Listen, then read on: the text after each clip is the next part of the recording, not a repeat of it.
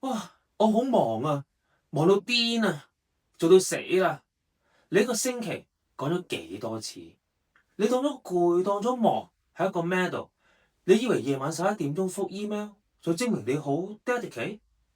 我喺度係要話俾你知呢個殘酷嘅現實，你嘅忙一啲都唔 impressive。對於嗰啲我幫佢哋請人嘅 chairman 或者 CEO 嚟講，就更加唔 impressive 啦。喺 elite performance 嘅世界，除去金幕，唔係代表你有 ambition， 係代表你 incompetent 無能。真正嘅 leader 係唔會騰雞嘅，佢哋好 focus 啦。如果你成日都淨係要救火嘅，你係縱火狂啊！你唔係消防隊長，你對 chaos 上癮，係因為咁樣樣令你覺得自己好重要、好緊要。但係當你忙住做嘢嗰陣，咁邊一個去諗嘢咧？如果你做緊其他人嘅嘢，咁你就忽略咗你原本身請你翻嚟原本嘅原意 to lead 去領導。我哋唔需要隻牛嘅 executive， 我哋需要諗得更清楚嘅 executive。當我哋 trophy executive 請人嗰陣，我哋唔係揾做得最長工時嗰啲，我哋係揾用最少氣力做到最大 impact 嗰個。我哋係揾緊嘅係 strategic efficiency。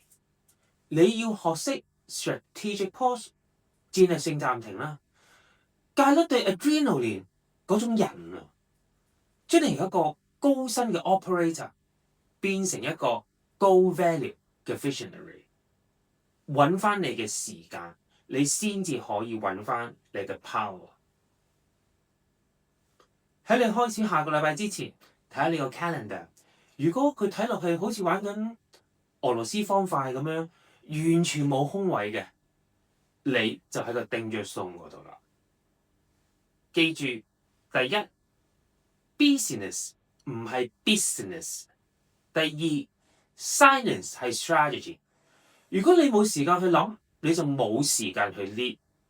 第三 delete、delegate or delay。如果件事對你個 mission 係冇幫助嘅，Q 咗佢啦，唔好做啦。OK， 所以唔好 work harder， 我哋要 think deeper。如果你覺得呢一集有用，記得 like、share 同 comments， 話俾我哋知你嘅諗法，亦都記得 subscribe 我哋嘅 podcast 同埋 YouTube channel。我係康明lauw，你係 career coach 同埋 headhunters， 記得去 LinkedIn follow 我哋 Trophy Executive TROUVE Executive。